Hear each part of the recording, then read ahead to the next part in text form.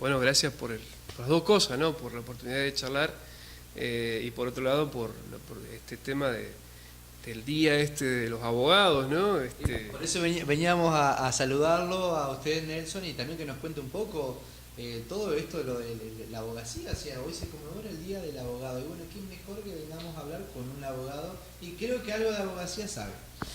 Bueno, qué sé yo, mirá, yo lo que te puedo decir es que hace ya varios años, un poco más de 18, que estoy en la actividad profesional como abogado, siempre activo, digamos, o sea, he pasado un tiempo por la función pública, pero nunca dejé el estudio, nunca dejé la actividad profesional particular, y bueno, uno acumula experiencias, ¿viste? Acumula muchas experiencias.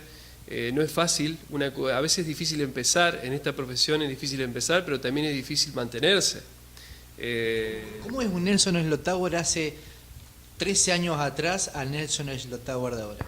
Y bueno, viste que nos ponemos grandes un poco, ¿no?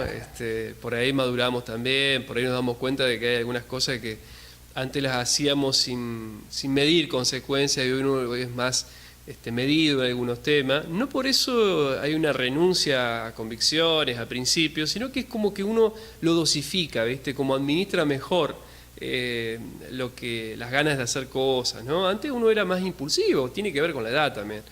Y con las experiencias, porque a medida que uno va pasando por temas profesionales que a veces son muy duros, muy arduos, yo he tenido muchas causas, tanto penales como civiles, digamos, de alto impacto, mediático o profesional, y eso también a uno lo va marcando y le va dando pautas, digamos, de cómo trabajar en la profesión, y a veces uno tiene que cambiar la forma en la cual está enfocando un tema. Y lo mismo pasa en la parte pública, uno puede empezar con determinada energía, con determinado planteo y la realidad a veces te lleva a otra cosa. Y eso se llama madurar también, porque si no seríamos un poco necios si no escuchamos al otro. Tenemos que escuchar a la gente, tenemos que escuchar a los clientes, cuando el cliente viene y te dice, doctor, no estoy de acuerdo con esto, doctor, no podemos hacer otra cosa. Y uno no es perfecto, uno comete errores, uno tiene que aprender a aceptar las equivocaciones, ¿no es cierto? Bueno, Nelson, vos conocerás muy bien que en el ámbito de lo que es la abogacía, no solamente vos ejercés acá en Diamante, sino has estado en Paraná, ¿no? Hoy en día encontramos, como dicen vulgarmente ahí, dice, che, hoy en día las leyes están hechas más que nada para los delincuentes. ¿Vos lo ves así? No, las leyes son fundamentalmente las leyes en materia penal, ¿no? Vamos, lo que vos hablás por ahí, lo que la gente menciona habitualmente como las leyes a favor del delincuente. Las leyes están hechas en defensa, digamos, de los derechos constitucionales de los ciudadanos, de todos. Delincuente es la persona que un juez considera que cometió un delito. Una vez que ese juez considera, o ese tribunal considera que una persona cometió un delito y ya ha pasado por las instancias de apelación y queda firme, ahí pasa a ser un delincuente. Antes no es, antes es un acusado.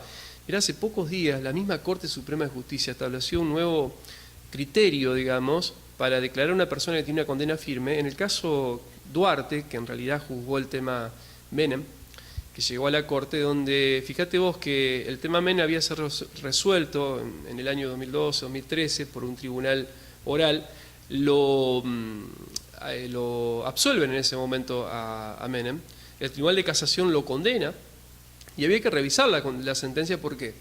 Porque toda persona que es condenada tiene derecho a una revisión de su proceso, a una doble instancia se llama.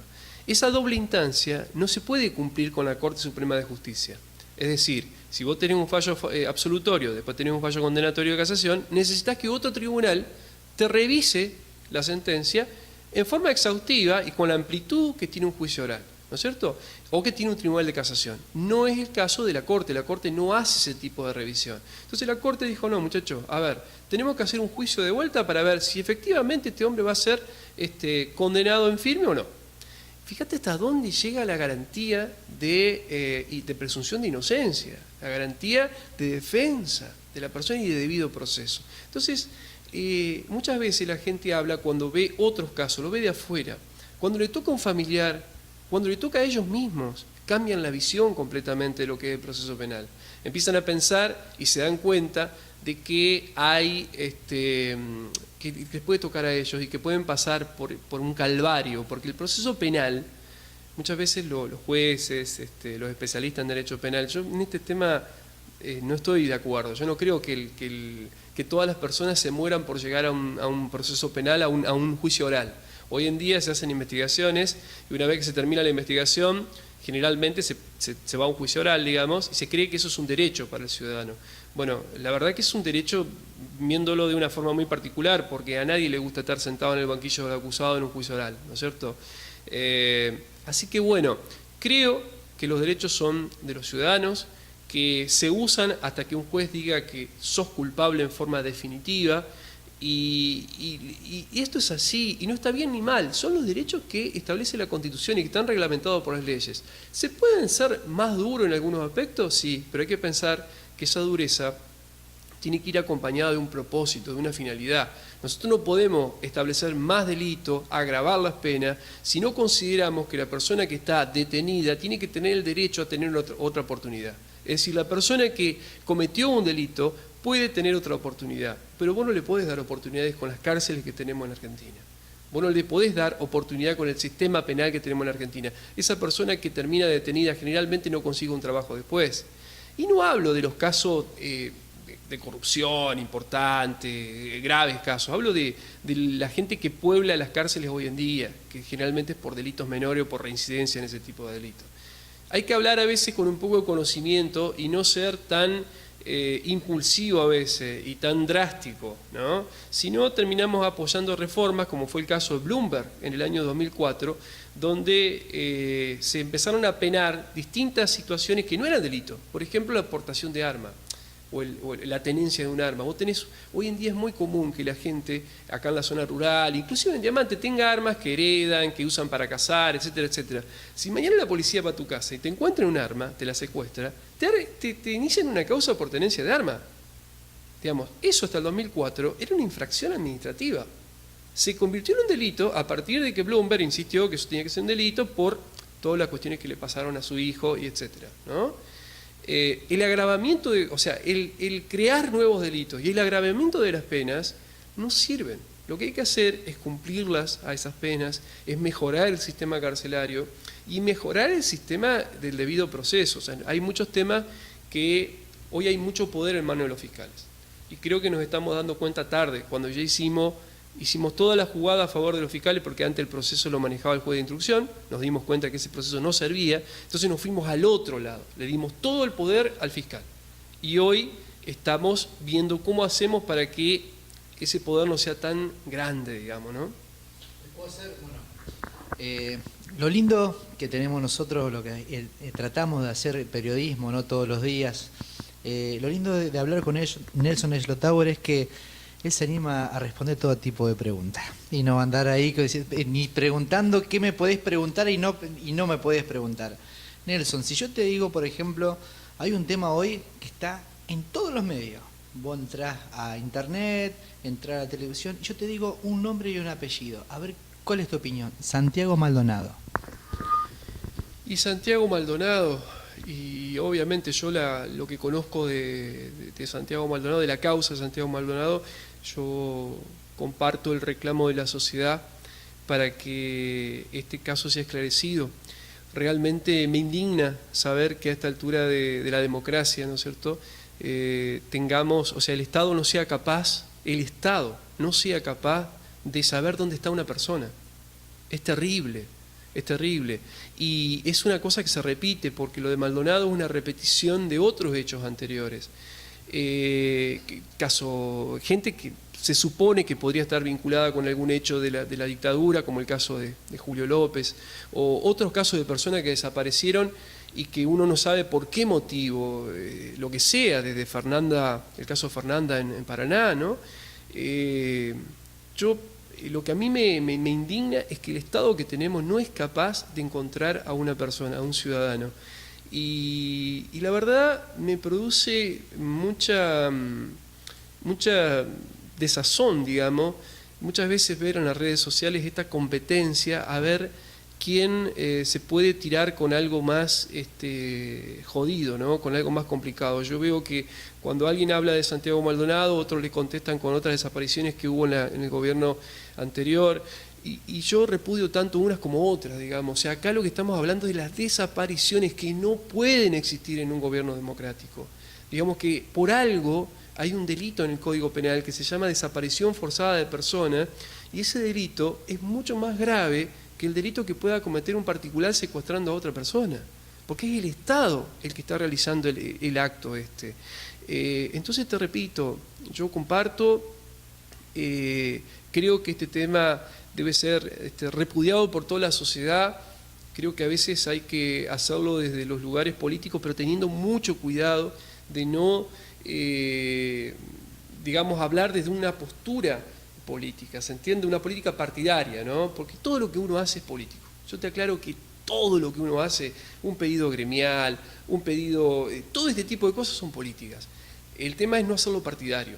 Ese es el tema. Yo creo que esto no hay que hacerlo partidario, que esto tiene que ser un reclamo de la sociedad, de todos, para que nunca más, primero que se resuelva Maldonado y que se resuelvan los otros casos que están pendientes, pero que nunca más pase esto. No puede volver a pasar esto.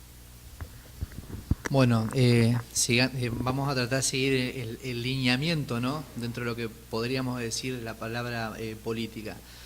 Casualmente, ahora trayendo un poco los problemas que nosotros por ahí escuchamos siempre en los diferentes medios, hay uno particular acá en nuestra sociedad que creo que, no digo la palabra involucrado, pero sí creo que vos estás representando, ¿no? Hay un caso que creo que ya es de público conocimiento, inclusive hoy en una radio muy importante, colega nuestra, un saludo grande para Daniel Sprech, estuviste creo que en un programa, ¿no?, hablando un poco acerca del caso de Marita Ríos. ¿Qué nos podés comentar acerca de lo que ha sucedido? Porque hoy en día, en el transcurso del día, se habló mucho de este tema. Bueno, mirá, yo lo que puedo contarte sobre el tema es más o menos lo que hoy de mañana hablé con Daniel, que en realidad creo que la introducción fue charlar un poquito de la gran impunidad que a veces existe a nivel local. Creo que un ratito hablamos antes acá con vos y con Alejandro, respecto a que muchas veces la cuestión de código, las cuestiones de familia, las cuestiones de ocupar funciones en distintos lugares, digamos, y con las relaciones estas que a veces existen, hacen de que se comparta información y se hable de cosas que realmente no tienen que hablarse en cualquier lado, tienen que manejarse seriamente. En el caso de la concejal Ríos, a quien yo estoy representando legalmente, lamentablemente ella está involucrada en un caso donde hay un familiar, digamos, que tuvo una cuestión, un problema penal, que es una situación que puede sucederle a cualquier persona, porque todos pueden pasar por eso. Entonces, cuando uno sale a hablar de algunos temas, tiene que primero anteponerse a esa situación. Y por otro lado, esta situación originó a la misma concejal un problema personal, ¿no es cierto? Se produce un allanamiento a raíz de esta investigación que se hace por un familiar de ella en su casa. Ese allanamiento salió en los medios de comunicación, que se realizaba un allanamiento, pero no salió el resultado de eso.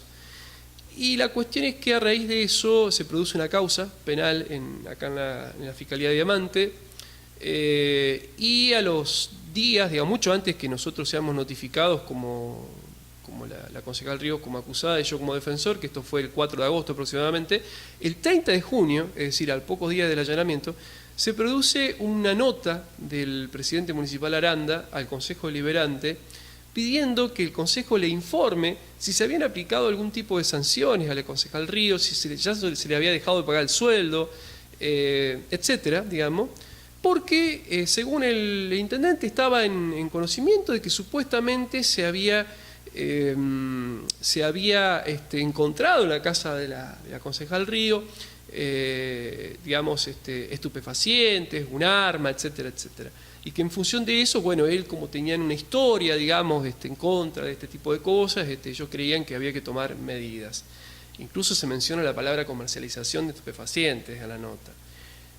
Ante esa situación, nosotros tomamos conocimiento y obviamente nos preguntamos lo siguiente: el Código Procesal Penal de Entre Ríos establece en un artículo que las constancias del expediente, las actividades del expediente, solamente pueden ser conocidas por las partes, es decir, la defensa y la fiscalía. En este caso, ni la defensa ni la fiscalía había hablado de lo que se había encontrado en el allanamiento, ni si se había encontrado algo.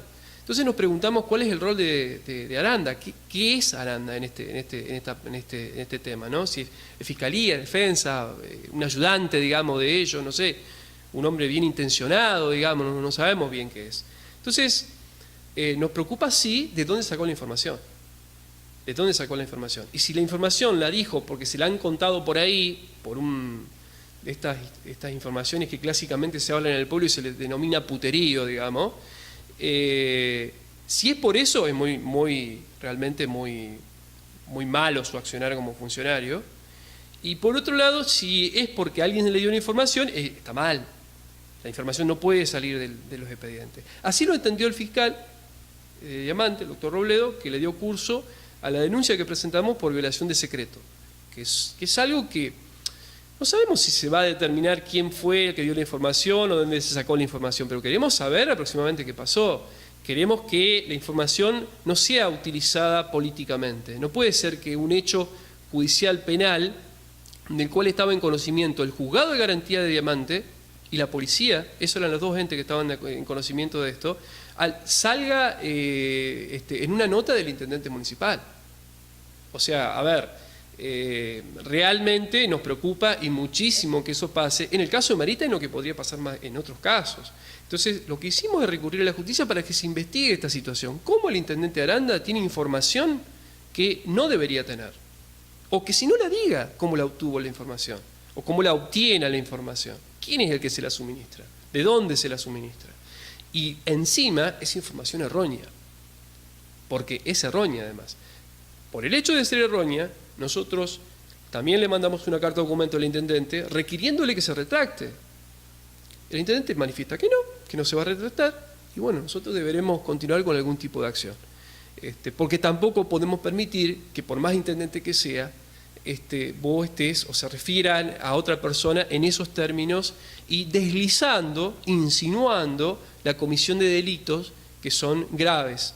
Uno por lo menos grave y es inexistente, porque no hay ninguna causa por drogas, no hay ningún tema por drogas que involucre a la concejal Ríos. Entonces, tenemos que ser muy exigentes a los funcionarios públicos a la hora de hablar, ¿no es cierto? Que los ciudadanos que no ocupamos cargos públicos, nos refiramos y criticamos a la gestión y opinemos sobre las gestiones, etcétera, está bien y es un derecho del ciudadano criticarlo y hacerlo a veces en forma inclusive exigente al ciudadano. Lo que está mal es cuando el funcionario público livianamente acusa a otra persona o desliza o insinúa o tiene información que no debería tener. Hoy en día en derecho el tema de las calumnias e injurias es un delito que si bien fue derogado respecto a los periodistas, no sigue vigente respecto en general, ¿no? Pero como es un delito y es una situación procesal bastante compleja para ir a la justicia, nosotros optamos por la vía de los daños y perjuicios, ¿no? Que es la alternativa que hoy en día se usa, digamos, es decir, cuando uno habla y acusa a otra persona o involucra a otra persona o tiende un manto de sospechas sobre otra persona, más aún cuando ocupa una función pública como el caso de la concejal Ríos, hay que hacerse cargo de lo que uno dice. Y generalmente la parte que más le duele a las personas que hacen este tipo de cosas es el bolsillo. Entonces, bueno, veremos cómo sigue esto, pero no puede seguir con manifestaciones de este tipo. Uno cuando quiere criticar a otra persona, inclusive te digo, me parece hasta muy poco serio que se le pegue a una persona políticamente, inclusive con un problema de este tipo. Realmente no es un problema, digamos, no es que se le está acusando de un delito de corrupción, no es que se le está acusando de algún hecho como que la descalifique como funcionaria pública, ¿sí? Porque te vuelvo a repetir, nadie está exento de soportar un proceso penal por distintos motivos, Tampoco uno puede agarrar en una nota, deslizar que se pudo haber cometido un delito relacionado con un estupefaciente, cuando sabemos que en la sociedad, si hay un delito que le pega fuerte a la gente, es hablar de drogas.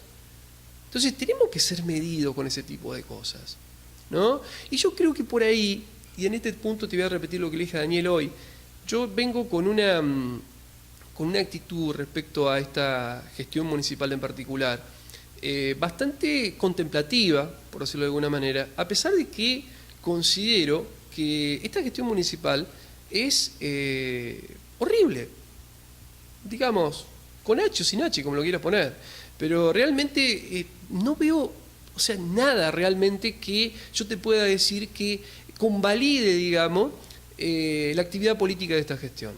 No estoy diciendo con esto que las otras gestiones en las cuales yo participé era brillante, pero eso quería preguntarte, o sea, porque nosotros, los que estamos trabajando dentro del periodismo, sabemos que, o sea, por tus propios medios, que has hablado en otros medios, bueno, tenés una bandería política, o sea, vos tranquilamente te podés sentar y te pueden preguntar de peronismo, radicalismo, por ejemplo, yo te puedo decir a vos hoy, bueno, o sea, quisiera que termines el concepto, ¿no?, en la parte local, pero vos tranquilamente podés hablar tanto del peronismo como el radicalismo y nadie te tiene que decir nada porque vos no estás afiliado a ningún partido. Es verdad, yo no estoy afiliado. Estoy afiliado a la agrupación vecinal diamantina, que es el partido que armamos en el 2015, que en realidad no es una ideología, es una estructura política donde confluimos gente de distintos pensamientos políticos. Yo puedo tener un pensamiento más cercano a una posición tal vez más progresista en la cuestión ideológica, no tan afín a un partido político, pero sí es cierto, yo trabajé y he tenido una simpatía siempre con el peronismo, pero no por eso dejo de tener entre las personas que más admiro algunos radicales, como el mismo Ilía, ¿no es cierto?, que no lo puedo, para mí, un referente histórico de lo que ha sido un presidente en Argentina, por muchos motivos, no tanto por el lado de la pobreza o de la humildad. Tengo un gran respeto, pero es un respeto que tengo como persona. Yo creo que como hacedor, digamos, hay una distancia de millones de kilómetros con Ilía, por ejemplo. Ilía fue un transformador de la Argentina, con muy pocos votos, con un peronismo que le hacía una oposición muy fuerte, porque estaba proscripto en ese momento, él levantó la proscripción, pero que manejaba los sindicatos, con la prensa en contra, con parte del radicalismo en contra. Ilía estableció cosas como el salario mínimo vital y móvil, lo legalizó, las modificaciones del Código Penal, la lucha para que el petróleo en Argentina no sea de empresa yanqui, sino que sea argentina, modificaciones en materia del mejor presupuesto de la historia en materia de educación estuvo en la época de Ilía. El mejor presupuesto en materia de educación universitaria estuvo en la época de Ilía. Es decir, hay cosas para sacarse el sombrero. Todas estas cosas en la presidencia de Alfonsín no se vio. Alfonsín ha pasado a la historia como un político honesto, como un peleador de la democracia, como un hombre que bancó el juicio a la dictadura militar. Eso merece el máximo de todos los respetos, pero te repito, no lo veo como un transformador, ¿sí? Es una opinión personal, no de un afiliado radical que seguramente puede tener sus opiniones distintas. Sos crítico, recién, cuestión de segundos, criticaste la gestión actual del intendente Aranda. ¿Y qué me podés decir de Macri?